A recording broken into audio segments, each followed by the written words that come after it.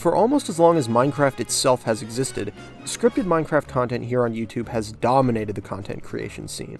No matter when you grew up, if you grew up on a diet of Minecraft videos like most of us here, chances are that a big part of that balanced diet was a whole bunch of scripted stuff, be it a roleplay series or a staged survival video.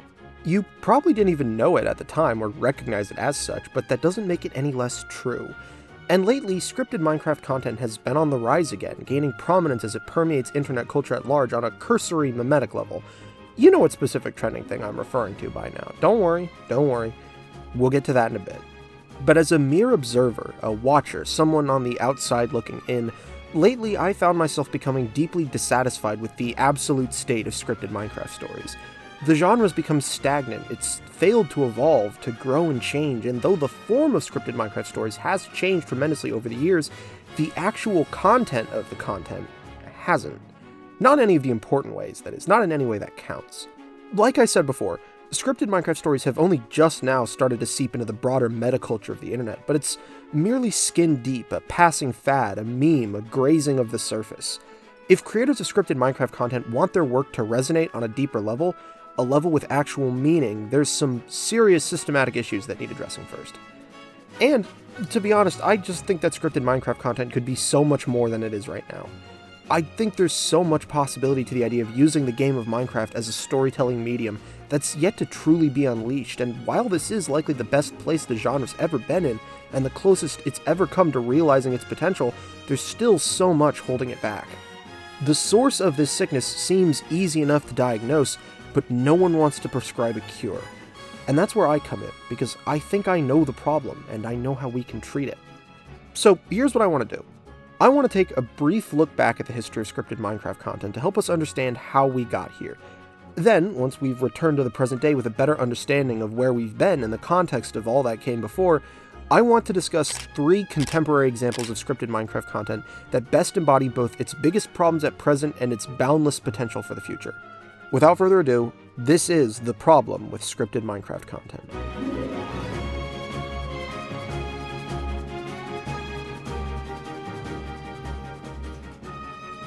We begin the story of scripted Minecraft at the very beginning.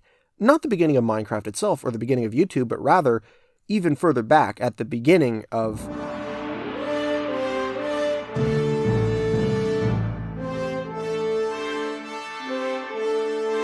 Okay, so this seems like a completely random non sequitur, but stick with me here, because I promise this is going somewhere. I do genuinely believe that not only can scripted Minecraft content trace its roots back to ancient Rome, but scripted Minecraft content itself mirrors the evolution of a very certain branch of live performance art throughout history. Because even though Minecraft stories have historically taken the form of video, specifically videos of video games, I would contend that it owes its existence less to the cinematic tradition, or the tradition of the visual arts, and more to the tradition of the performing arts. After all, for the most part, most of these Minecraft videos don't have any interest in cinema, or cinematography, or any cinematic concepts whatsoever. And that's despite many of these videos masquerading as quote-unquote movies, or trying to co-opt the language of film to legitimize themselves in that sphere without doing any of the actual legwork first. The earliest scripted Minecraft videos were much like poetic or literary recitations at the dawn of the Republic, something akin to a play performed in the amphitheater. Sometimes you had an entire cast of players, and sometimes you didn't even need anyone else, just one person telling a single story playing multiple parts. Think of a scripted Let's Play here, like Dan TDM and Dr. Treyeris, or Afmau's modded fantasy-turned-roleplay series. You could call this a rather simple form of scripted Minecraft content, but that's only because it was literally the first. This stuff was breaking entirely new ground. These brave few YouTubers were journeying into the wilderness and testing for the very first time what the potential of this fascinating new medium was, without a map to guide them, a light in the darkness to warm their spirits, or any sort of precedent or pathway to follow whatsoever. They were the ones who set that precedent going forward. And if this type of scripted Minecraft content had won the day, captured cultural attention, and stayed on top of the hill just long enough, everything could have changed. If this was the type of scripted Minecraft content that everything following it spiritually descended from, I think the landscape would look radically different today. But alas, this form of scripted entertainment was not to last. It was fated to fail from the very start. We all pine for it nostalgically now, but this sort of roleplay-driven story can only really ever go so far, because at a certain point, roleplay just becomes cringe, and that seems to be an issue inherent to the form itself. As the first generation to be raised on scripted Minecraft stories grew up and out of this younger demographic, their tastes began to change. Not because they were actually maturing just yet, mind you, but because they wanted to seem more mature. And now, YouTubers telling scripted Minecraft stories were forced to pivot rapidly to retain relevance. So then what? What sort of scripted Minecraft content could possibly replace this roleplay-driven storytelling? Well, as it turned out, roleplay wouldn't be replaced, because it couldn't be. Rather, it would remain out of necessity, but as a shameful secret, buried beneath the surface by the type of content that came next. Back in ancient Rome, this guy Caesar just got stabbed to death by all his friends. The Republic has been replaced by an empire, and, as any authoritarian regime worth its salt will know, ensuring the stability, docility, and satisfaction of the populace becomes a lot more important when you as a leader can no longer be removed through peaceful means.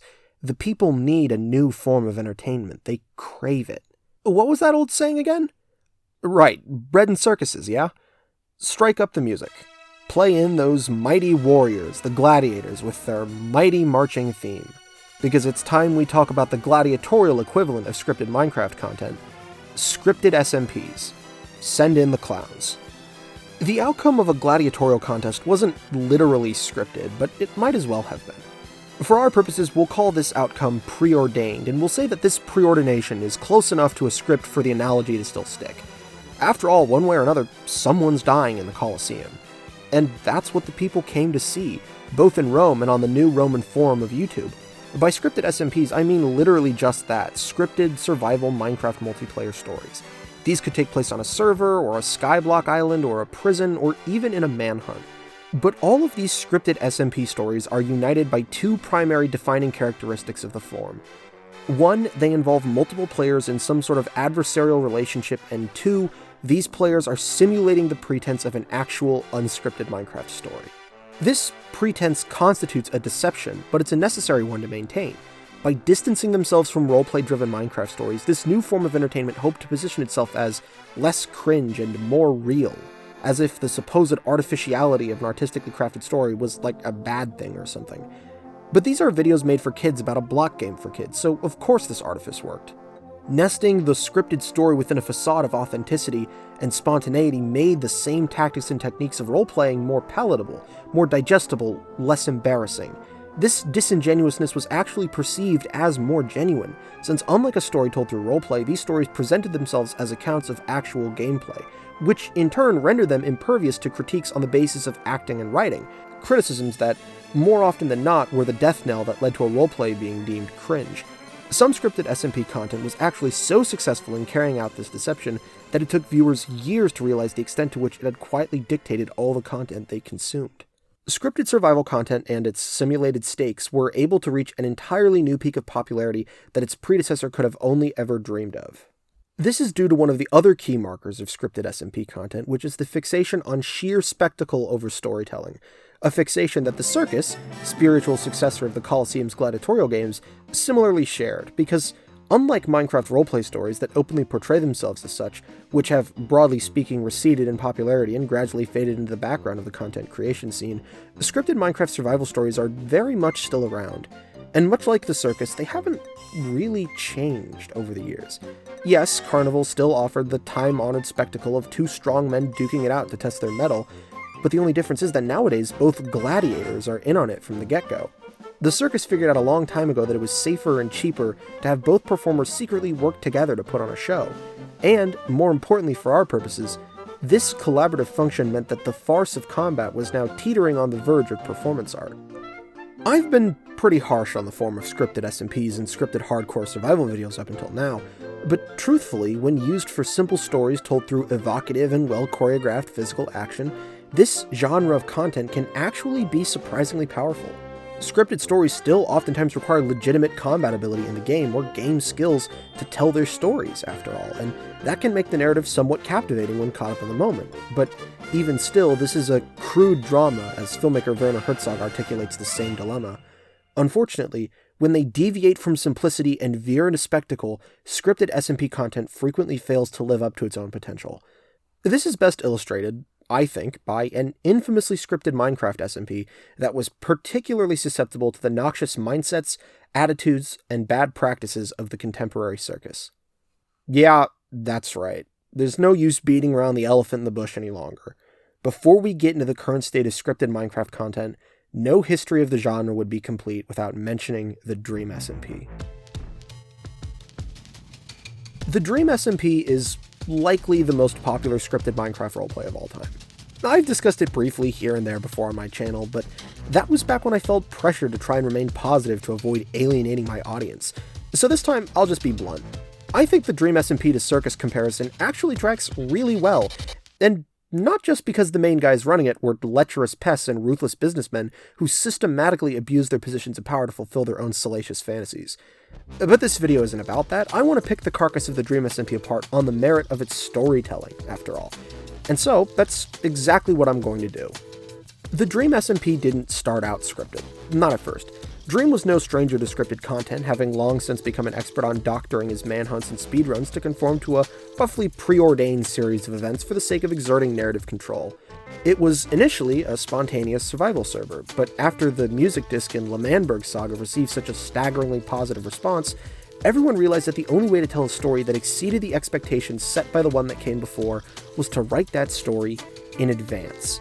This parallels our circus analogy, where early carnival sideshow fights were originally legitimate athletic contests that became fixed out of necessity for the creation of narrative.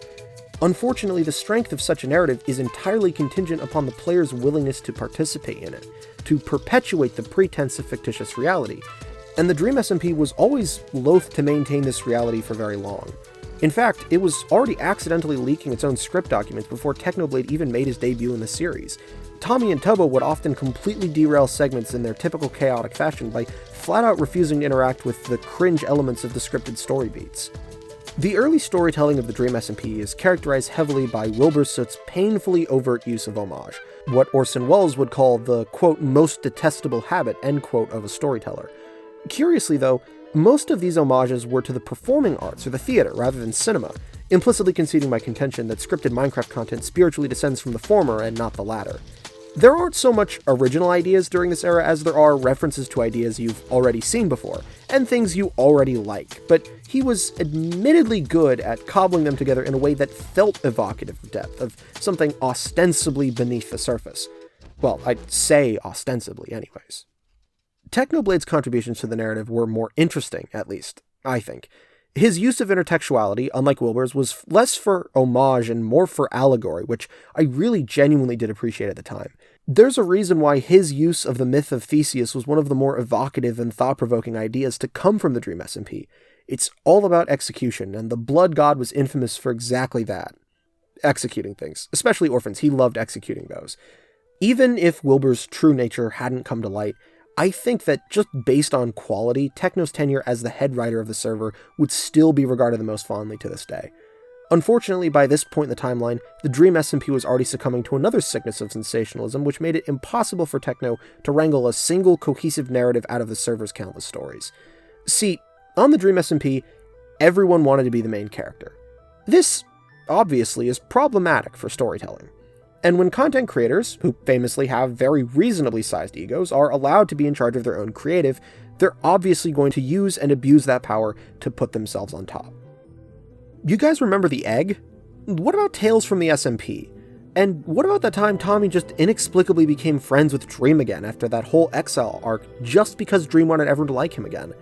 Not all of these stories were bad. Some were even good, but they were all happening at once, and it was all too much to handle. Everyone had their own lore, and none of it slotted together cohesively. None of it made sense. And this problem is a lot more pervasive than you might think. In fact, to a certain extent, it persists in lore SMPs to this day, and it's their single biggest killer. Everyone wants to be the protagonist, but as Brad Bird once said, when everyone's special, no one will be.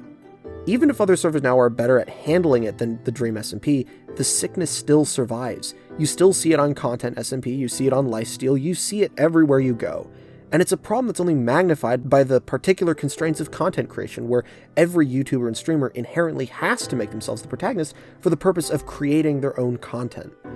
Ironically, despite the absolute chokehold it had on the Minecraft scene during its run, the Dream SMP's only lasting legacy, besides the countless amazing fan artists it inspired and platformed, might be infecting all the wannabe content creators it spawned with a terminal case of main character syndrome. And that final folly of the Dream SMP is as good a place as any to close the book on ancient Minecraft RP History 101. We've just about covered an abbreviated timeline of scripted Minecraft stuff here on the internet, and hopefully that should give you a good idea of the conventions of the genre, as well as its shortcomings and the way it has, or hasn't, evolved into its present incarnation. So what's changed? What's different now? Well, unfortunately, not much. While the form of scripted Minecraft content has been smoothed out into a less obviously crude state, its problems are still as pervasive as ever.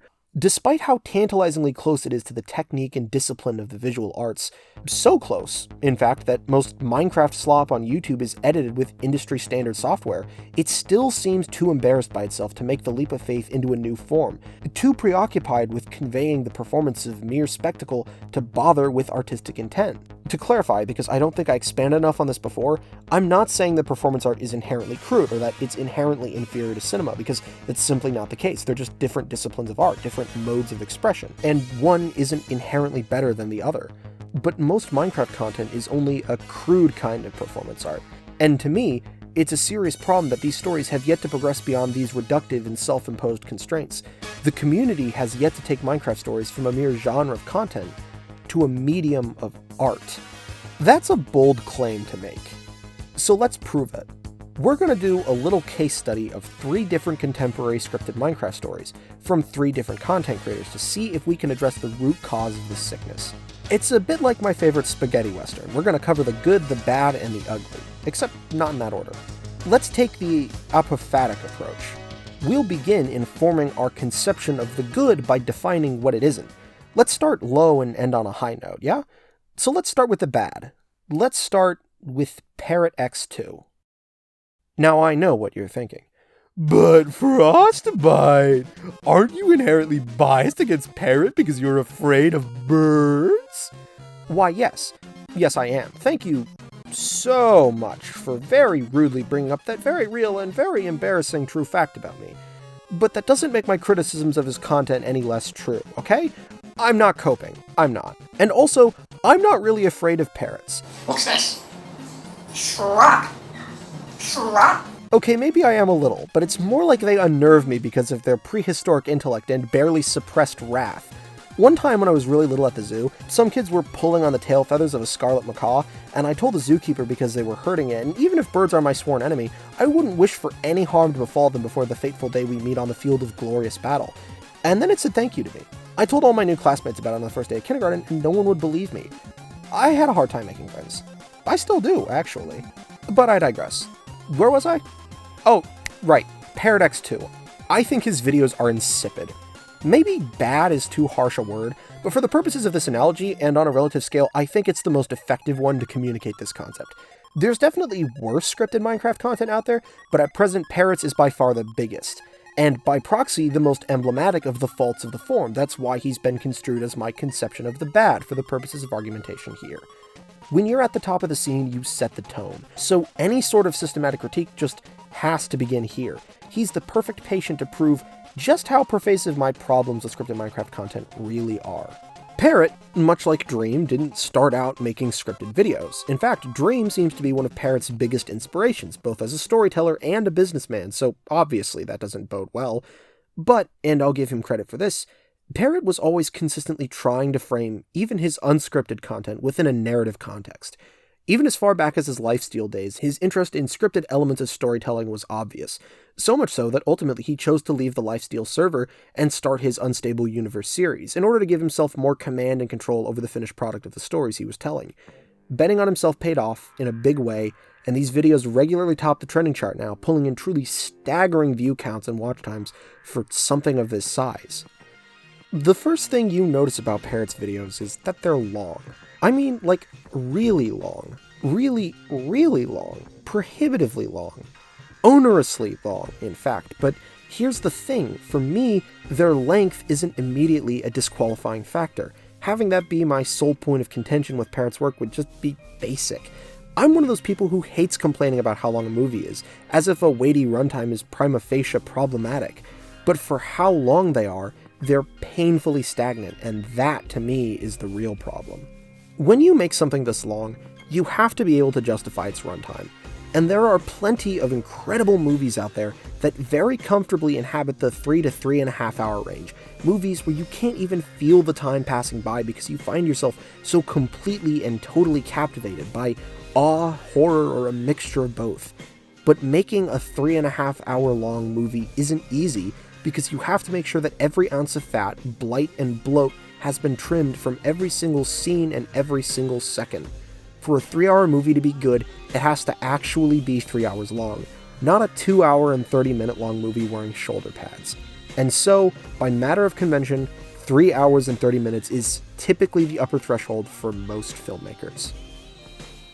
Parrots' videos are, on average, about 15 minutes longer than even that. To repeat, this in of itself is not inherently problematic, though I would generally urge you to be cautious of any Minecraft video that even so much as approaches the 60-minute mark, since most Minecraft YouTubers don't have much of anything interesting to say at all. But this runtime becomes especially problematic when you take into account the indolence of the narrative. Nothing really ever happens in this universe supposedly famed for its instability. So, if the greatest masters of the cinematic art all shy away from the 3-hour threshold, who is this series even for? That's the only question this runtime raises to mind for me. As research for this essay, I watched every single Unstable Universe video to make sure I gave the entire series a fair shot, and at a certain point I literally had to set them to double speed just to preserve my sanity and to stay time efficient. Who can sit through all 4 hours of this and actually engage with it as a film? I mean, most people nowadays watch movies while on their phones. I don't, but I guess I'm weird. Whatever, my point still stands. It doesn't seem like this video was even designed to be actively watched in a single sitting. So what is it meant for, then? Is this just supposed to be split into parts and watched in several sittings? That's reasonable enough, and I think there's merit in that approach. But even then, why not make the story into a miniseries and release each installment individually to better preserve pacing and narrative integrity? Is it merely meant to be left on in the background while the viewer themselves is playing Minecraft or doing something else? Is this just the sort of thing you watch while doing dishes or eating dinner alone? Is Parrot's artistic intent to make 4-hour background noise compilations? If that's the only goal here, then congratulations. This is indeed a truly impressive piece of content. The most content per content to ever content, in fact. If Dream was still actively in the game, I'm sure he'd be jealous. These videos are admittedly entertaining, I'll give them that. You should be content enough to rest your laurels on that contention. But no, Parrot himself says his goal is to be not merely an entertainer or content creator, but rather a storyteller. And if you want to be a storyteller, you have to sit at the grown-ups table. And how about I pound you like a boy? That didn't come out right. I called the plot of Parrot's videos plotting and indolent before. Now that we've got some context, let's return to this notion. Parrot's insistence on conforming to the constraints of the game is what ultimately hinders his storytelling the most in my eyes, and what ultimately makes it so sluggish. Here again is the endemic sickness of self-awareness I defined at the start of this video, the same problem that pressures scripted SMP content to conceal its story beneath the form of faux gameplay. He's forced to acknowledge the unreality of the events of the Unstable Universe by convention, but he only ever does so ironically, poking fun at their stage nature through the veneer of sarcasm as if it's something to be derided.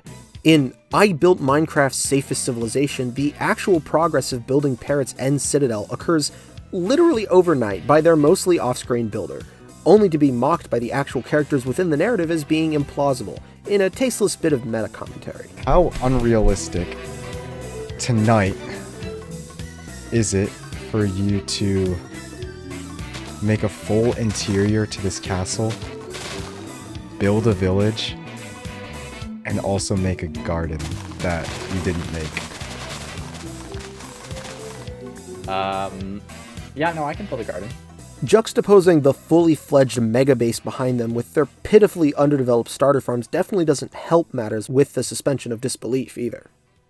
In I Survived Minecraft's Most Corrupt City, prisoners of a forced labor camp pay off their debt with thousands of diamond blocks in a single fell swoop. Even at one's own self, the instinct to cringe is too strong to overcome. Parrot needs to create a sense of heightened reality in order to inflate the stakes and scale of his videos, but being bound to the constraints of telling a Minecraft story in terms of literal linear progression and real-time elements of the game to simulate the unheightened reality of actual gameplay creates a paradox. It's a kind of carried internal contradiction, and this tension isn't conducive to effective storytelling. And this contradiction only becomes more woefully apparent thanks to the flimsy facade of character in these story videos.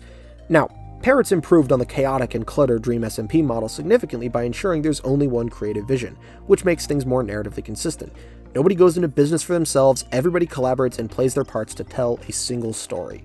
But for the most part, these characters are still just hollow husks of the personas of the content creators that play them. Just really think about this for a second. Let's do a little thought experiment here. Imagine you knew none of these content creators and approached Parrot's videos tabula rasa to engage with them as a story in of themselves. What would you actually know about any of the people in them? Parrot likes his spyglass. Clown is evil. And again, this doesn't inherently mean that simple characters with simple motivations telling simple stories is bad.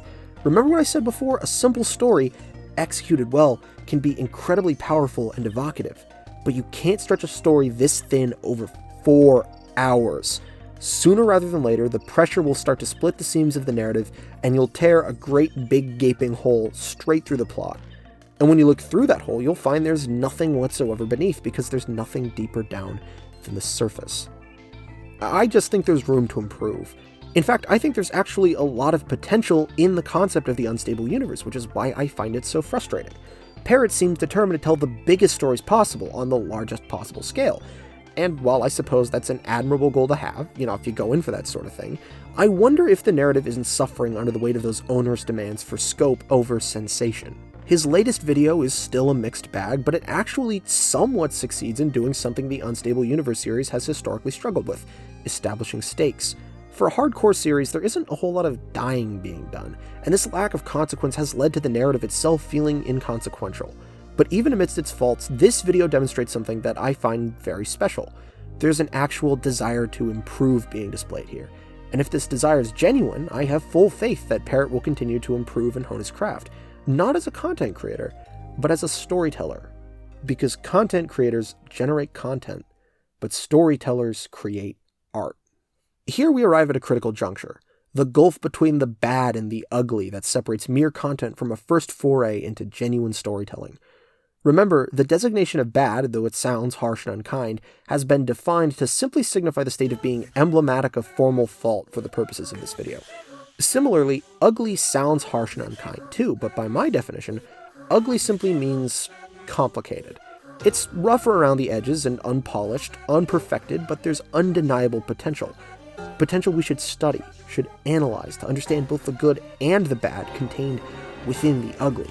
Potential that, for all its faults, can actually be incredibly endearing.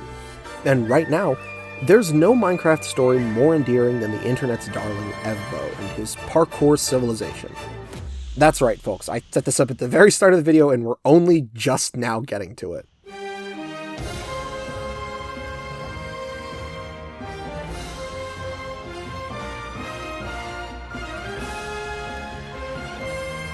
Parkour Civilization is a 10-episode series that, more popularly, has been released in the form of a quote-unquote movie, really just a compilation of all 10 episodes as a single video, without any trimming of the interstitial bits or editing for better flow and consistency of narrative. You can watch it in movie form, and that's actually how I watched it for the first time, but I think it flows much better if it's actually watched within its original context, as a series, by viewing each video individually, since that buffer space really lets the narrative breathe a little more. Even binging it in a single sitting, though, it's still a very breezy and enjoyable viewing experience at only 2 hours. Well, I'd say only. Mercifully, Evbo seems to understand that brevity is the soul of wit, if nothing else. I'll spare you the ponderous summary of the plot because it's really not necessary. You already get the general idea of Parkour Civilization. Chicken or beef, jump your way to the top of society, smash systematic inequality through a series of sweet 360s, you get the gist. It's a very simple story. But remember what I said about simple stories told well? Well, here's your proof positive. Parkour Civilization, much like Unstable Universe, has yet to move beyond the constraints of the game. This is still a Minecraft YouTube video about Minecraft, stuck within the limitations and boundaries that come with it. However, while this rigidity is to the detriment of Unstable Universe, Evbo's Parkour Civilization actually manages to use the form of both the game itself and the form of most Minecraft videos to his advantage in a really creative way. Parrot's content plods through the actual progression of gameplay, forced to conform to the linear limits of a standard survival Let's Play to create this heightened simulation of reality. But Evbo's takes a very important step forward for the genre by asking a single very important question. Why? Minecraft is a sandbox game where anything is possible, so who says storytelling in Minecraft is stuck within the sphere of scripted SMPs? What's stopping you from telling a story set in a skyblock island, for instance? And what about a world where every block is a skyblock? And thus, Parkour Civilization was born. Rather than trying to maintain this tenuous tension between simulated reality and heightened spectacle, Evbo completely rejects this blatantly false dichotomy. He leans fully into the surreality and storytelling of the world he's constructed, but he grounds these larger concepts within the familiar setting of the game of Minecraft. In fact, the unique boundaries of a story told solely through Minecraft gameplay are actual narrative conceits in this universe, and they're the whole reason why Parkour Civilization just works. The actual Minecraft gameplay of Parkour Civilization is what provides the grounds for the thematic underpinning of the series. Its commentary on equity can't happen without it. Parkour Civilization itself, as a society, is predicated upon the notion that class divisions are a natural externalization of real rather than imagined inequality, but this pretense is a sham. Parkour is literally in the name, and as both a figurative thematic element and a literal component of the story's construction, it is wielded with startling precision and to great effect. Parkour is life in Parkour Civilization. Parkour is money, but parkour is also weapons. If you go to the bank in Parkour Civilization, the teller has no means of identifying if you want to make a deposit or intend to burgle the joint. The action of Parkour Civilization isn't just pivotal to the plot. Through the lens of the action, we see the development of character and the unraveling of themes. And all of that is only possible because Evbo actually understands how to use the format of Minecraft gameplay to his advantage, to work within the form, to tell a story. Even the narration of the series, which I find clunky and far too explicit for its own good at times, appears to be that way by design. Evbo is still narrating his actions like a typical Minecraft YouTube video, right down to the repetitiveness and cadence, but this constantly running internal monologue conceals the actual story buried beneath the surface. It's like a spoonful of sugar to make the medicine go down. The subterfuge is necessary to slip Parkour Civilization's commentary past the viewer's defenses, since they're naturally resistant to cringe storytelling told through Minecraft. The series still struggles, to a certain extent, with the problem of the protagonist, inherent to so much scripted Minecraft content, but here, the stripped-down approach to characterization in the original series lets Evbo himself serve as a sort of audience surrogate, with the other characters emblematic of the story's moral more so than they are autonomous agents in of themselves. This story, then, ends up functioning more like a fable than anything else, which I find utterly fascinating. In this metropolis of sprawling sky and floating grass, the heart must join the head and hands to liberate the working class from the tyranny of their oppressors. It's a commentary on both parkour and the proletariat simultaneously, united through the lens of Minecraft. Like I said, it's a very simple story, but to my surprise, it's told with more competence and care than you typically get from the format of scripted Minecraft story videos. Despite all the promise and potential Parkour Civilization has shown during its run, though, it's far from perfect. Retconning Seawalk Gaming's origins in the second season of Parkour Civilization, for instance, doesn't really do it for me, since it seems like a step backwards for the story, narratively speaking. Seawalk was one of the most ardent enforcers of the systematic inequality endemic to the status quo of Parkour Civilization at the start of the series, so flipping the script and making it so that he was secretly trying to undermine the previous champion the whole time feels really messy to me. And making Clown Pierce the endgame big bad feels so passé, too. I mean, everyone makes Clown the villain. He's the bad guy in Parkour Civilization, he's the bad guy in Unstable Universe, he's the bad guy on Lifesteal. Do something compelling with the man for once, I beg of you. But even in the second season, which I see as a bit more of a mixed bag, the core themes of the story are still just as strong. In fact, even if I'm not totally sold on some of the narrative particulars, the second season of Parkour Civilization still feels like a natural continuation of the overarching story. The first season of Parkour Civilization uses parkour as a metaphor for the impossibility of upward social mobility in a rigged game, yes, but it also commentates on parkour as just parkour at the same time. To Evbo, the point of parkour is to fall. You try, you fail, and then you dust yourself off and get back up again. Parkour, to Evbo, means to live in a world where you're able to climb as high as you want, where you're only competing against yourself and only striving for self-improvement rather than the suppression of others. So, to that end, even if Clown as the parkour villain feels a bit basic, the idea of parkour racing as some ultimate final forbidden form of the art of parkour feels like a perfect progression of Season 1's themes. Parkour racing twists and warps the purpose of parkour, making it competitive and adversarial rather than constructive and collaborative. This thematic consistency is Evbo's biggest strength as a storyteller, and if he focuses on strengthening his authorial voice over coming up with even bigger concepts for the sake of mere spectacle, I think he's only going to improve even further. So yeah, Parkour Civilization? actually pretty good. I went in expecting to be a cynic due to all the trendy new memes, but I was pleasantly surprised by how much I sincerely enjoyed it.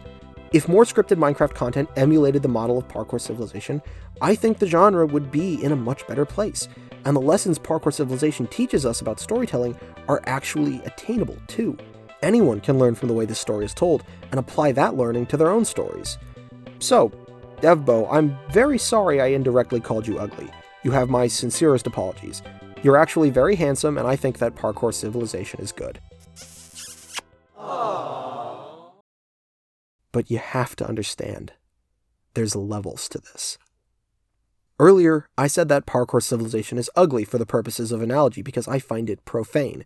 The literal biblical definition of profane. It is secular, it is worldly, it is a well-told story, but it is ultimately a story refracted through the lens of content. And insofar as that's true, it can only ever go so far. But art goes beyond. I'm not trying to say that Evbo and Parrot's videos aren't artistic expression in some form or fashion, or that they don't display artistic intent. I think they do. What I am trying to establish, though, is a degree of difference. Ultimately, both Evbo and Parrot's stories are defined by convention. They're both still stories told through the game that take place within the confines of the game itself, and scripted Minecraft content of this sort can only dig so deep for meaning. Eventually, you hit bedrock, and your spade is upturned. And this right here is the problem with scripted Minecraft content.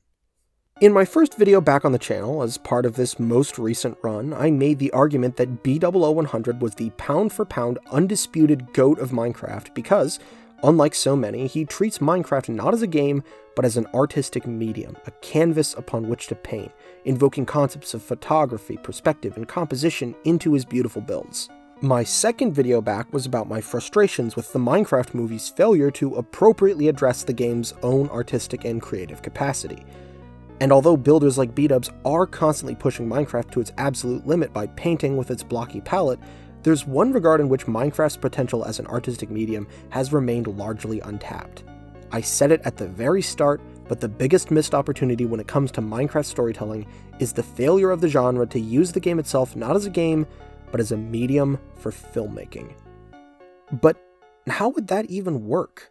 Because to commit to such an audacious undertaking, you would have to completely abandon the conceit of making mere Minecraft content. And while scripted Minecraft content has come a long way over the years, I was worried that it still hadn't come far enough to transcend beyond itself to become more than just content. It could still be good for what it was, but it could never be more than that. You've seen the bad.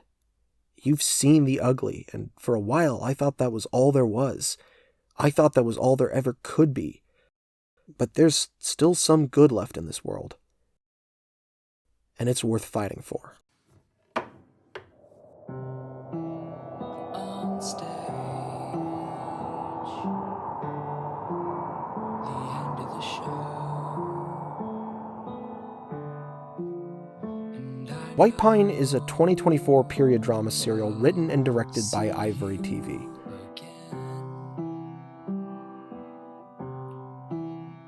It is the story of a mysterious young woman assigned to work for a wealthy manor that is, if not literally, then figuratively haunted by shadows of the past. Hers and everyone else's. If you couldn't tell already, the way in which I have to talk about Whitepine is very different from the way I had to talk about every other subject in this video so far.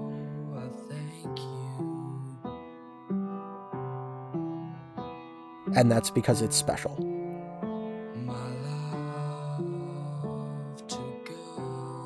But I think I've talked enough. So instead of saying any more, instead of telling you why Whitepine is so great, I'm just going to show you.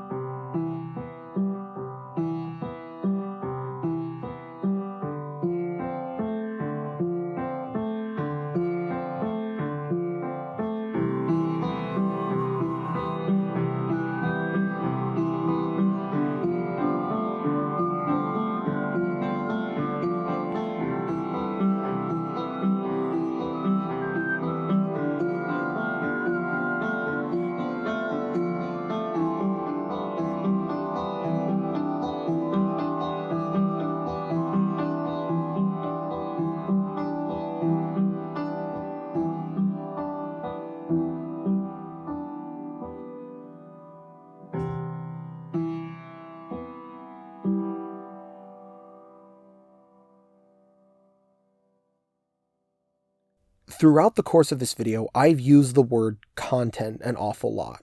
64 times, in fact. But what does that even mean? Well, nothing. Not really. I'm a pragmatist in the philosophy of language, so as I see it, the meaning of a word is its use. And content is just the word YouTube itself used when they wanted to replace the word videos on their creator tab. Content incentivizes the creator to detach themselves from their creation, to view it as a product instead of a means of personal expression.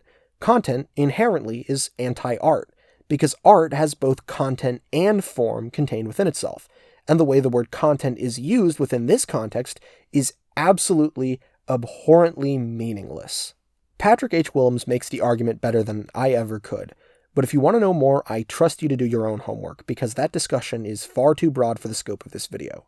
I only bring all this up to say that Ivory has called her own work content in the past, and that makes me profoundly sad, because this isn't content.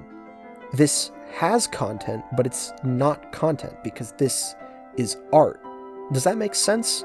Every other Minecraft story in this video has been a story about Minecraft told through Minecraft, and that's fine, but what Ivory has done here is wholly unique and beautifully simple. All she's doing is telling a story through Minecraft. Not a Minecraft story, just a story. She's using the game as a filmmaking medium, and she's using it really, really well, because unlike every other Minecraft story that just wants to use the word movie, you can tell she really, genuinely, actually cares. And even though this piece of visual art takes the form of a serial rather than film, she still cares about cinema and cinematography and the language and grammar of film and television. You have no idea how good it feels to be able to talk about this show in terms of composition and color grading, editing and pacing, focus and framing, writing and direction, and mise-en-scène, because there's actually artistic intentionality here, a mental aboutness directed towards the form. It's a crisp, cool breath of fresh air on a fall evening that burns in your lungs with the beauty of it all. It's so good. It's so good. I can't say that enough. Whitepine, by using Minecraft as a filmmaking medium, speaks directly to the biggest problem with narratives told through the game. It is unflinchingly sincere, unapologetic in its striving to be more, and that's Ivory's greatest strength as a storyteller. There are two powers by which this website is chiefly ruled, the spiritual and the temporal. Content on this website nowadays is concerned primarily with the temporal, with the worldly, with content creation for the practical purposes of subscribers and view counts and all those sweet, sweet analytics. To a certain extent, though, it has to be, because for some people, this is their job. Of course that's going to be a motivating factor. Videos on this website have existed within that context ever since the advent of AdSense, and I can respect that. But you know what I respect even more? Ivory's flat-out refusal to treat Whitepine like a piece of consumable content in any way, shape, or form whatsoever. Her sole focus was on creating a deeply personal piece of art, a labor of love, and this is the sort of directorial debut that means something to me, man. Because the spiritual power of art, that passion, it transcends the limitations of its own form, even if the form it takes is pixelated and blocky. And every once in a while on this website, something special like Whitepine comes along that just sings off the screen. Now, I've done a lot of yapping in this video, but right now I think you'll notice that I'm being conspicuously restrained. If it seems like I'm saying less about Whitepine than I am every other subject I've covered within the sprawling breadth of this video, well, that's because I am. This is for three key reasons. First, I suspect you're as sick of hearing me talk as I am. Second, Whitepine is so suffocatingly atmospheric and deliberate by design that talking its nuances to death would do it a serious disservice. I don't want to spoil the experience, deprive you of the joy of meandering through the morose malaise and atmosphere it cultivates. You have to experience it for yourself, and I highly recommend that you do. And third, I just really like Whitepine. I like it so much, in fact, that I don't want to reduce my analysis of it down to just another segment in this video, just a coda appended to the end of this video as an afterthought. I'd much rather make an entire video dedicated to Whitepine instead. And I'm going to, so hopefully the ground we've covered here today has sufficed to put it in the context of the broader tradition of scripted Minecraft stories to show why it's such an anomaly. But what exactly that anomalous nature means for its underlying mystery is a question I'll be trying my best to answer next time. Okay, So you've seen the history of scripted Minecraft content and how it evolved up till present day. You've seen the good, the bad, and the ugly. And all of that was a lot. So let's try to bring this home. One last time, now with the added context of all we know, let's try our best to tackle the problem with scripted Minecraft content. Over the course of this video, there have been, no doubt, countless grievous omissions on my part of historically popular Minecraft stories, some of which you no doubt grew up on. I didn't even get a chance to cover the niche subgenre of Minecraft found footage ARGs, which has recently begun to explode in popularity, simply because I don't think there's enough data as of yet for a critical dissection. And that's not even to mention the countless brand new Minecraft roleplay stories popping up almost every day on the platform, stories told by close-knit friend groups on tiny channels with view counts in only the hundreds that get written off as cringe and never even get a chance in the first place. These stories definitely aren't embarrassed by themselves, but we're embarrassed by them, and too often they go overlooked. The scale of the scripted Minecraft content scene here on YouTube is such that any analysis of it is bound to leave something out. And if that's something that got left out was a story that was important to you, a story that you care about, I'm very sorry. By narrowing the purview of this essay down to a few choice cases that I believe to be emblematic of the macro-level trends within scripted Minecraft content creation, my purpose was to give a broader understanding of the biggest problems plaguing the form. And in doing so, I think we've identified a few of those problems. Scripted Minecraft content is at its worst when that's all it's trying to be. Content for content's sake, when storytellers subordinate the narrative and view it as a means only to the end of watch time. When a storyteller isn't actually invested in the story they're telling, it's impossible for you to be invested too. I think most scripted Minecraft content is embarrassed by itself, embarrassed to be itself. It's allergic to sincerity, to earnestness. Even after all these years, the scripted Minecraft stories that received the widest, most mainstream appeal are the ones that conform to the constraints and conventions delineated by the gameplay itself. But Minecraft is a sandbox. There's no right way to play the game, so who says the game itself prescribes a single correct way to tell stories? And that right there is the key, because if there's anything the best and brightest examples of Minecraft storytelling we covered in this video have shown us, it's that it's not enough to simply set in motion a preordained series of events. You can't sustain the human soul with an endless circus forever. You have to actually care.